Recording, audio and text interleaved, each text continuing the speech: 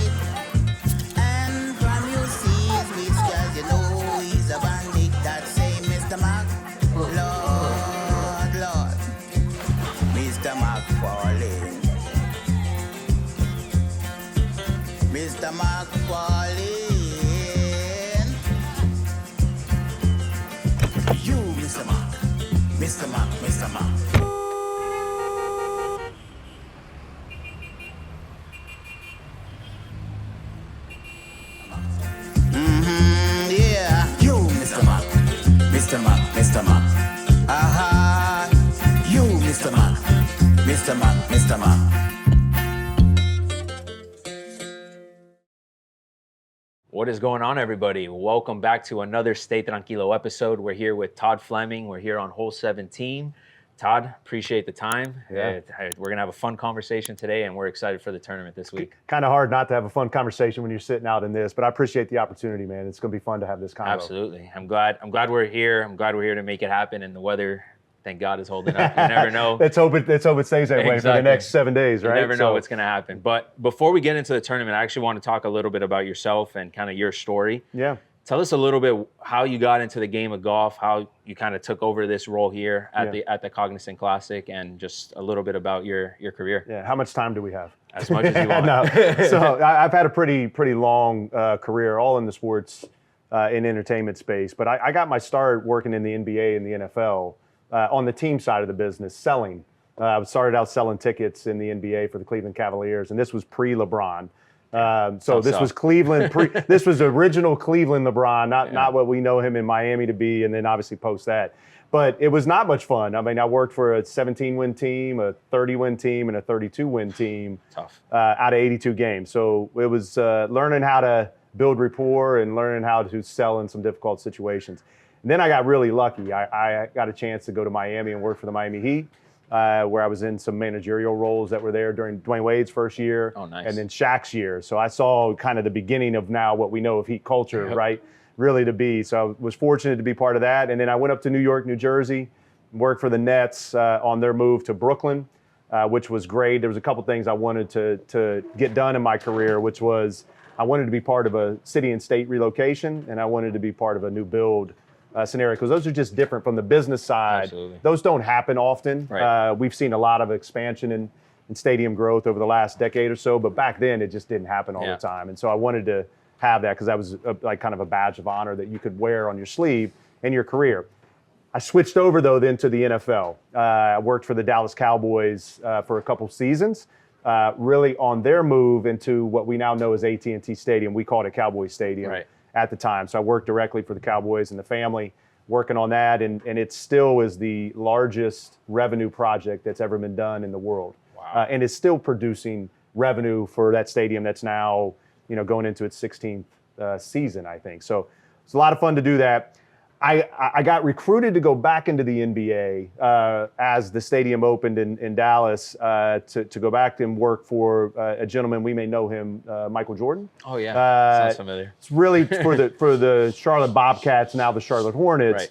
He had the first right of refusal to purchase the team, and he was seriously considering that. So they wanted to put a team together in place that then allowed him to feel the comfortability to buy the team from a revenue standpoint. Okay. So I was a part of that. So I moved to Charlotte. I played basketball in college, so being around basketball Jesus felt like the right thing to do. That's unreal. And but while I was in Dallas, there was this agency that was being formed, and I wanted to be a part of it because it was very entrepreneurial. In the world, on the business side, sponsorships and partnerships had always been kind of outsourced. Right. But the premium ticketing space, the kind of high-end experience space, coupled with sponsorships, there had never been an agency that had ever done that, and that's what we were trying to create. The agency launched, and it's a company called Legends, right? So the ownership group still to this day is Cowboys, Yankees. There's a private equity firm that has 51% majority ownership, which is called Sixth Street Capital. And so I went back in 2010, back to Dallas, to be part of this launch of an agency. And then I was fortunate, I oversaw a couple different of our verticals and services that we provided throughout the global landscape of sports and entertainment. And I did that for 14 years. Damn. And how I got involved here, and again, I told you how much time do we have. I'll speed this up. But it's I got into the game of golf is in 2019, the USGA, which is the men's, women's, and seniors, as well as the amateur US Opens as we would know it. Right. Different than the PGA of America, different than the PGA Tour. Each kind of do similar things, operate tournaments, and have asset mixes that are the same, but they do kind of their own deal. They issued an RFP for the 2023 US Open, which was in Los Angeles at very historic Los Angeles Country Club. Not many people get a chance to get through the gates at LACC. They were issuing the rights for their hospitality. And I traditionally did not want to participate in RFPs. It's just tough. Everybody looks the same on paper. It's a race to the bottom kind of financially. But I said, I want us in the game of golf. So we got into it. Fortunately won it. So we delivered the 2023 US Open in LA, where we set kind of premium hospitality revenue records for a US Open. That introduced me to what was happening in the game of golf, which you're so familiar with. Like, golf is the epicenter to me right now of like, what does it mean to go to a live event? What does it mean to have a hospitality experience? What does it mean to kind of go somewhere and spend an afternoon? What do I get in return? And the PGA Tour is at the epicenter of that. So in December of 2023, I got a phone call from some people at the PGA Tour that I had known, and we had checked it. We were very friendly and had kind of the quarterly check-in, how you doing? So this was December of 23, and I thought it was the Happy Holidays phone call. And so I picked it up. I'm all jovial. Hey, Happy Holidays, where you going? Very quickly, they said, stop that. They said, this is not what this conversation is. When that phone call very quickly turned into the fact of there was private equity and an investment that was going to be made into the PGA Tour. I was fortunate from the other side of it. Legends and our private equity firm had been vetted for the investment. So I knew probably an inch about what was really going on. Right. So during the conversation, we spent about a month talking about private equity. What does it mean? How do they speak? Because they bring a war chest of money. They bring a lot of ideas, but it also is a different type of speak, like handling spreadsheets and making decisions based upon data.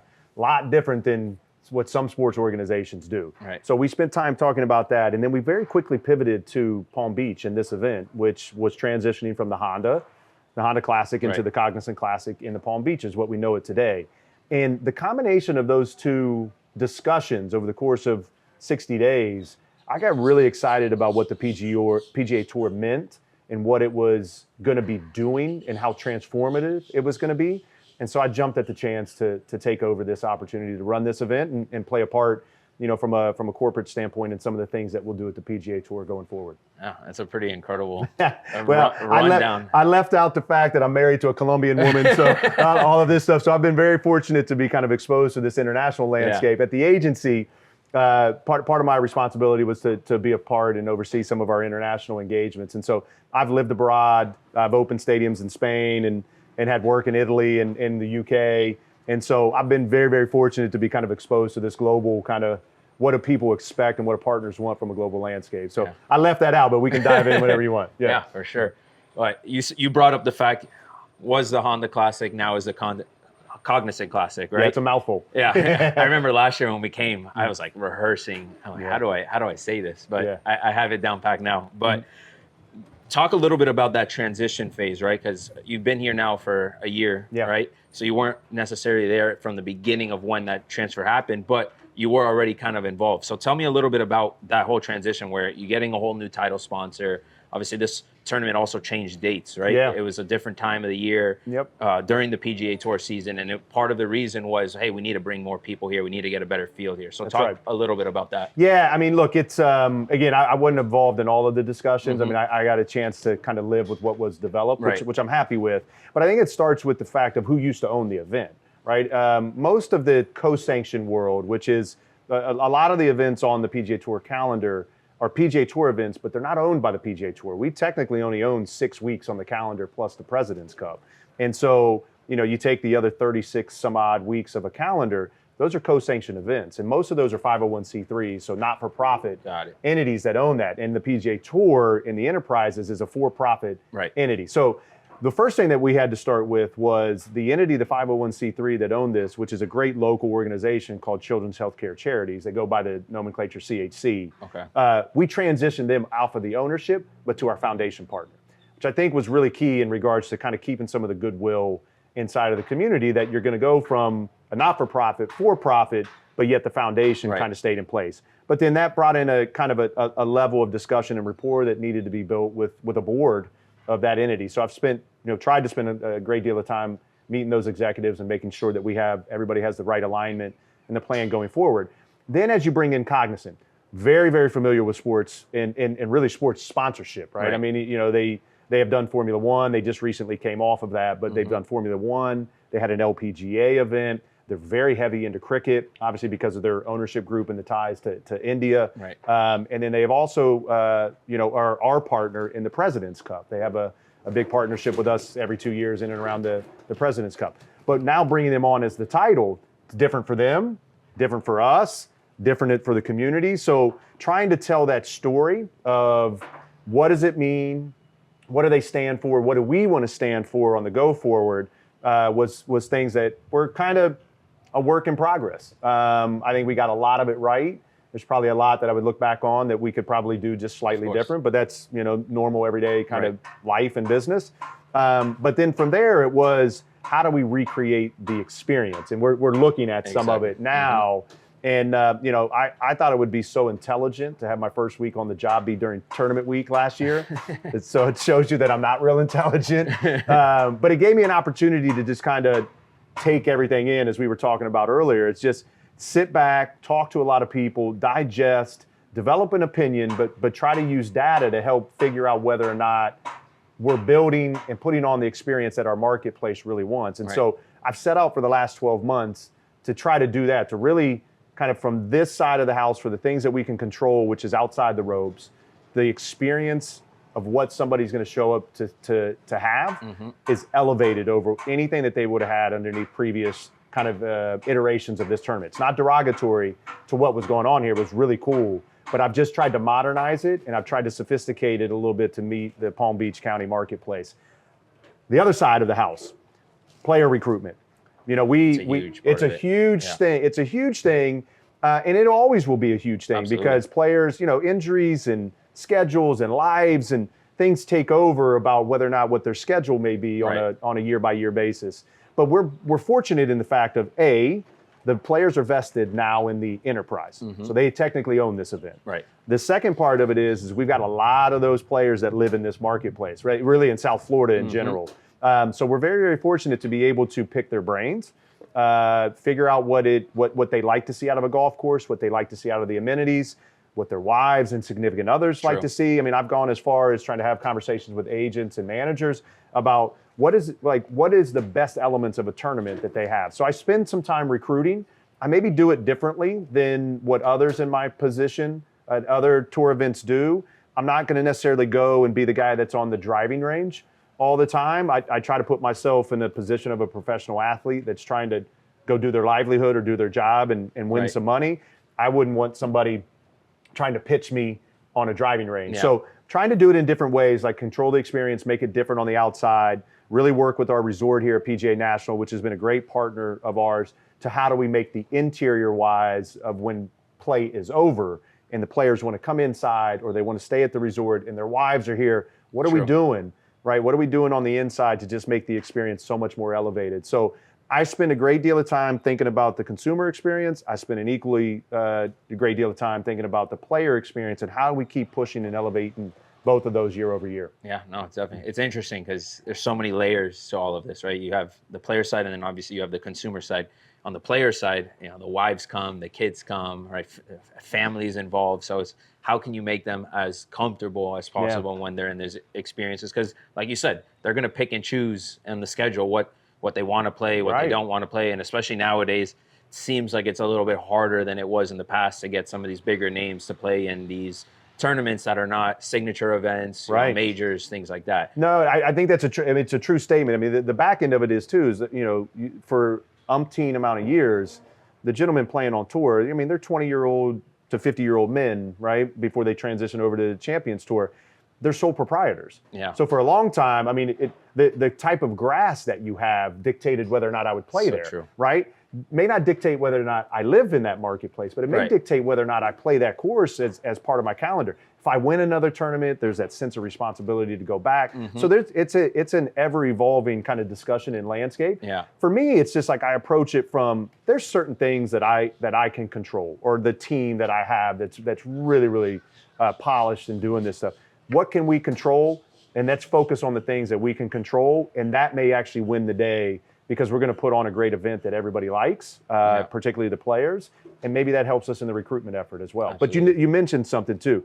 I look at it as somebody's going to make a decision based upon what somebody else in their network experience that they have. So for the wives, for example, it's, you know, we're doing something a little bit unique for this event this year in 2025. The Wives Association is going to actually host their event in one of our structures, right, on Wednesday of tournament week. So it's fun.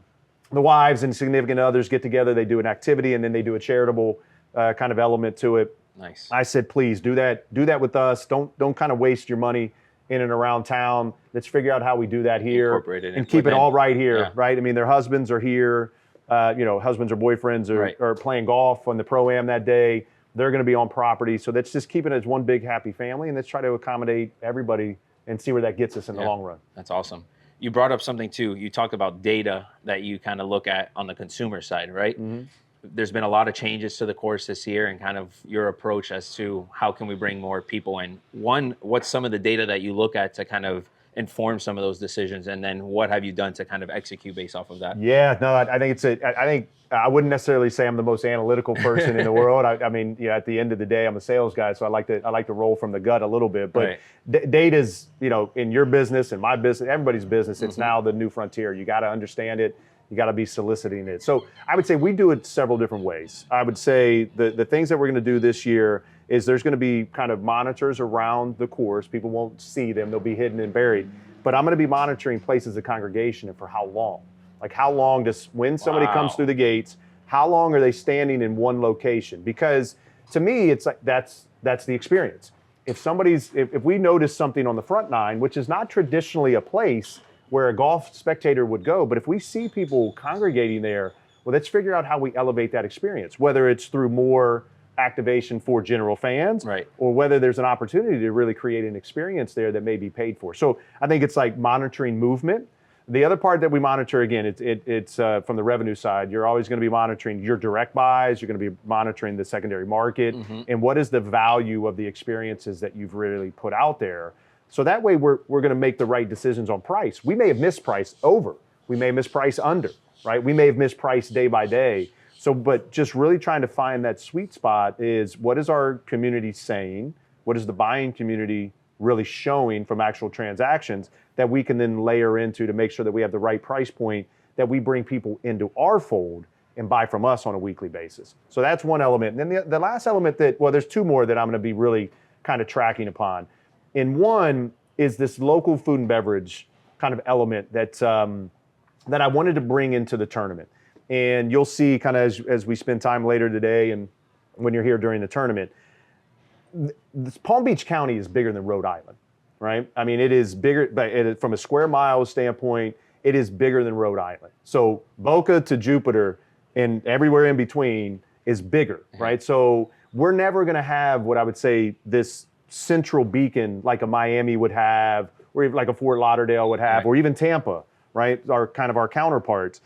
We don't have that, but it's an opportunity for us of how do we bring all elements of our county and make them feel like this is their tournament. And so to do that, I will do that if you have my bar, you have my restaurant, you have my chef, right? Or you have my specialty cocktail that somebody has at whatever local establishment that I go to. So we're going to get some of that done in 2025. FP&L is a partner of ours that helped us create these fan villages, and then we've named them. You've got the Jupiter one that's going to be out here by 12, 15, 16, 14, 13. We've got the Palm Beach Gardens, which is actually our presenting partner in the Palm Beaches. It's going to be their activation space. And then we have the Gardens as you're coming down the home stretch on 18. Each of those are going to have local food establishments in it, as well as some expo tents, so that way people can learn a little bit more about those cities or that part of town. So we're going to try to push forward on that as well. I'm going to monitor the buys. Of course. I'm going to monitor the revenue that's there. I'm going to monitor how much time people spend in those activation zones. And then can we go out and can we get a Boca, right? Can we get a Wellington? Can we get a Del Rey? Can we get a Boynton? Can we get some of these other cities that have kind of this cool kind of scene and their own kind of elements from a food and beverage standpoint? Can we bring them to the tournament?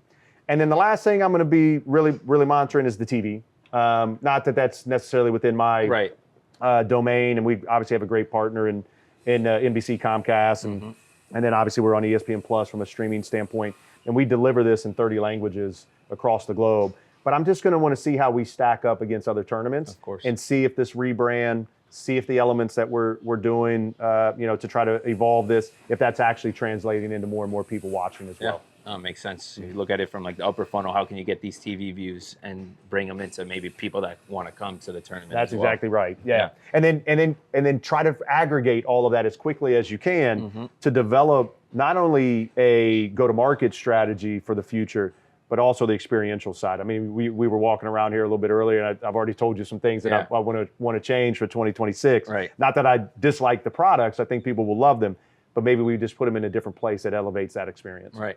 Yeah, so you brought up a couple markets around the area. There's another market that that exists a little bit down south. Yeah.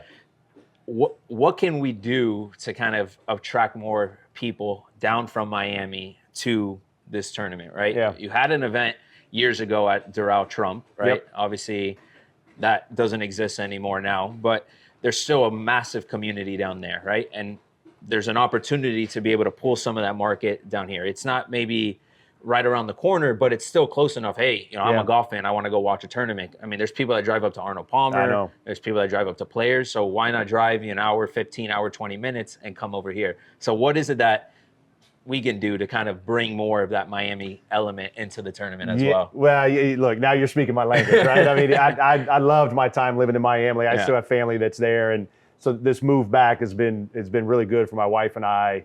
To make her feel more like she's in Colombia, right? And so it's, but look, I think it comes from a couple different facets, right? I think it starts with the fact of most of our opportunities are daily, right? And again, I know what it is to jump on Brightline. I know what it is to get on the Turnpike or try to come up 95. If you're going to travel that way, it takes a commitment, all right? And I may not be able to do that all 4 days, but I may do it one, I may do it two. So I think really like thinking about the way that we sell our opportunities, I think it kind of intrinsically leads to the fact of, hey, we're open, give us a chance, right? Now from there, what I've tried to bring is a little bit of this Miami, South Florida flavor and feel to the tournament.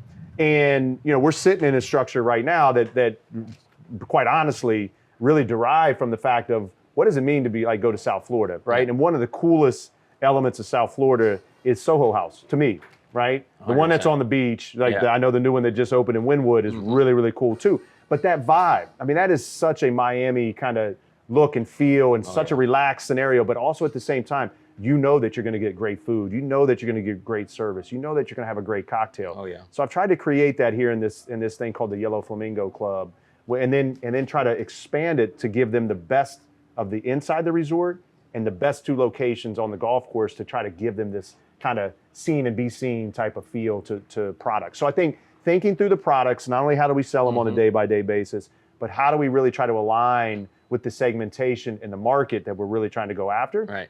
This young, vibrant, kind of still highly qualified in the business sector, but just kind of trying to appeal a little bit more to the younger demographic that is looking for that moment, right? You don't have to know about golf, right? You have to know how to have a good time, and you have to be, hey, where's the most exclusive spot to be? So trying to create that.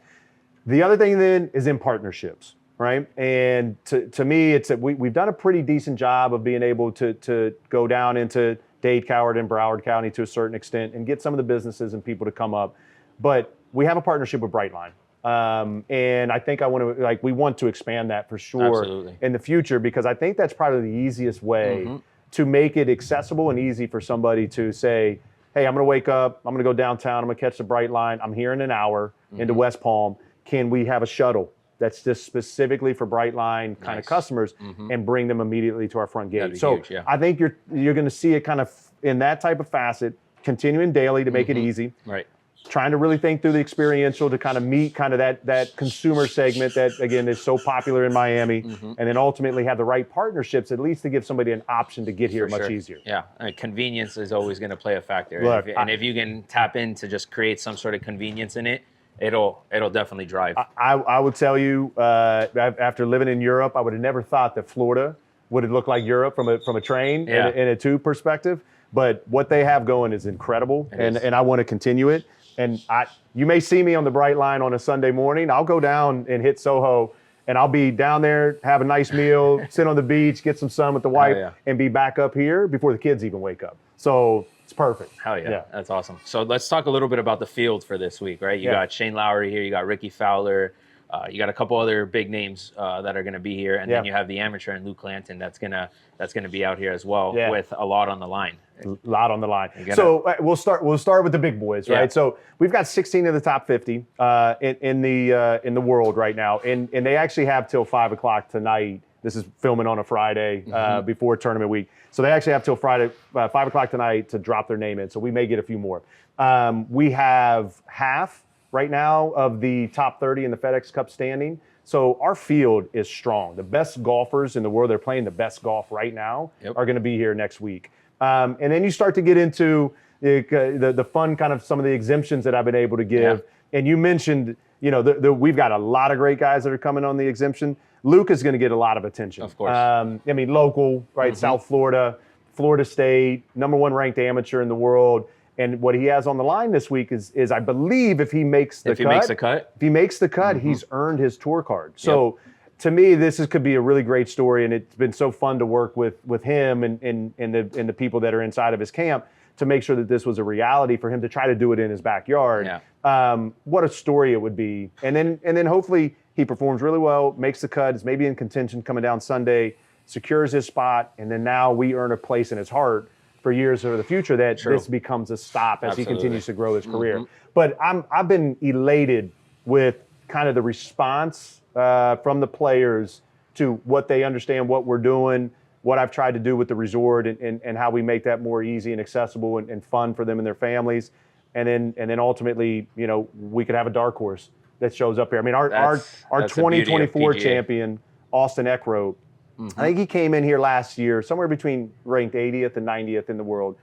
Probably nobody would have known his name. He goes on and plays phenomenal golf last year and incurred the Sunday delay and had a Monday finish, and everybody stuck around, and he had the culmination of a great week and the beginning of something great for him. He went on to win twice last year. He's one of only 5 or 6 guys to win twice, and the other guys were all top 10 players. So I really look at our field as we can have the best of both worlds. We're going to have really, really strong, notable name players, but we're also a place that somebody can start their career. Absolutely. And he's the perfect example of what can happen, of how this tournament propels you for the rest of the year. And he went on to win twice, and now he's ranked, top 50 in the world, top 40th in the world, and he's ready to come back and defend. So we're set for a strong field, and I think there'll be some really good golf that's played. 100%. That's honestly one of the beauties of these type of tournaments is, like you said, there's diamonds in the rough in these fields that all it takes is them to just be clicking that weekend, and all of a sudden, their careers change. And we saw it with Jake Knapp Mexico same time coming last year here. with Mexico, Yeah. and look what the run that he's been on since then. I think he finished top 10 or top 15 in FedEx standings last year, and he's off to a crazy hot start again this year. And we actually had an opportunity to talk to him last year, and something cool that he mentioned was he had a ritual with his grandfather about Macanudo cigars. Oh, That every time he won, he would put a couple coins in there when he was a kid Yeah. and be like, hey, here's like, your reward for winning. Yeah. And he'd put them. And then obviously as he got older, he would smoke a Macanudo with his grandfather. So that's exactly what he did after he won in Mexico. Then comes here and he plays. So those are the type of stories that come out of these type of tournaments that you really never know. And then all of a sudden now you've been watching this tournament all weekend and you're a fan of this guy that's, that won here. Well, so. I mean, but that's the benefit of live sports, right? I mean, in entertainment in general is like, you always root for somebody that you don't know, right? I mean, you can root for obviously those that we know that are playing great and notable and so on and so forth. But ultimately, at the end of the day, it's that dark horse. It's that person that you don't know, and then you can latch onto it. That's what fandom's all about. Absolutely. We get a chance to do that each and every year, and I mean, it's so much fun. I mean, so I'm honored that Luke, was happy to be with us, and I'm sure he's going to play great and go out here and dominate. But again, there's going to be somebody else in the field that does it as well. And for me on Sunday night, I do something that's that was special to me. I did last year. I do a champagne toast with the winner, private, after they've done with media and just kind of his caddy and their family, so on and so forth. And so I'm really excited to do that again. And whoever it is that's won, they've earned it. Absolutely. And we'll spray them with some champagne and get them a little loose before they head up to Arnold Palmer in Orlando after us. Yeah, that's awesome. Well, before we wrap it up, we like to do like a quick rapid fire question called the sleeve.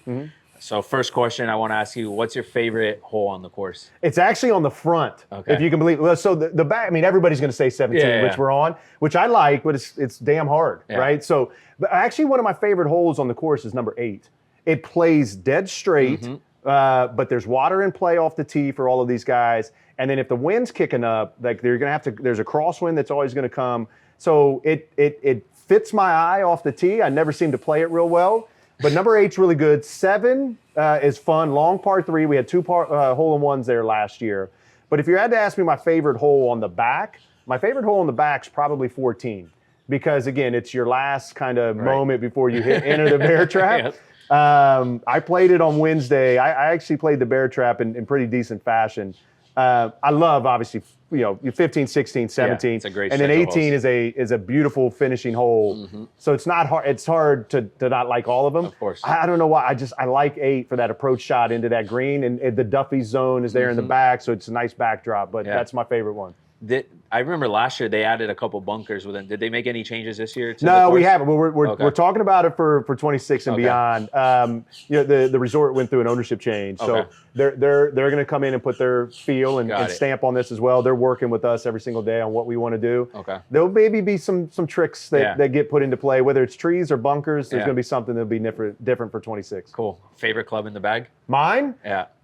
Shit, you're asking a tough question. It depends on the day. I'd say my favorite club is probably 7-iron. 7, yeah. I mean, it's everybody, right? I mean, you can hit it 170. You can do a little punch. You can do little bumps and runs. So the 7's probably my favorite in the bag. And then your wife's Colombian, so I got to ask you, what's your favorite Colombian dish? Oh, favorite Colombian? Empanadas, for sure. Empanadas con carne for me. But the other one that's really good, it's not a dish, but I love lulo. The jugo. Right? I love lulo, but I do it with milk. I do it with leche. My wife thinks I'm crazy. She's like, solo agua, solo agua. So I'm always lulo con leche. Yeah. Nice. Is she big agua diente too? Or? Well, she tried to get me on that. She didn't. She tried to get me on it. Her and her father.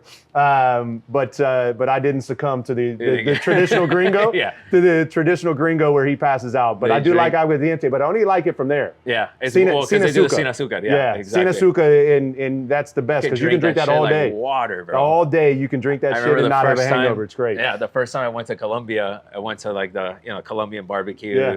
They're cooking from like 9 a.m. until 9 p.m. a little bit of everything, and I'm not even joking. Like the moment I'm there, they're like, "You want agua diente?" And we were drinking agua diente from 9 a.m. until 9 p.m. And I'm like, I feel good. Feel great. And woke up the next morning and I was chill. That's the thing is like not only do I I can sip it. I can go all day. I can shoot it if I want to. Yeah. As long as it's got sin azúcar, then Sin azúcar is you're the good. key, Because I 100%. can wake up the next day and I'm good. But it's fun. I in a different life I was Latino maybe, right? But since I've always loved the music. I think I can salsa merengue. Yeah. I met my wife in a salsa merengue club. Oh, so cool. and she's from Cali, so she's Caleña. So they Nice. think they're the best salseras in Yep. the world, right? So.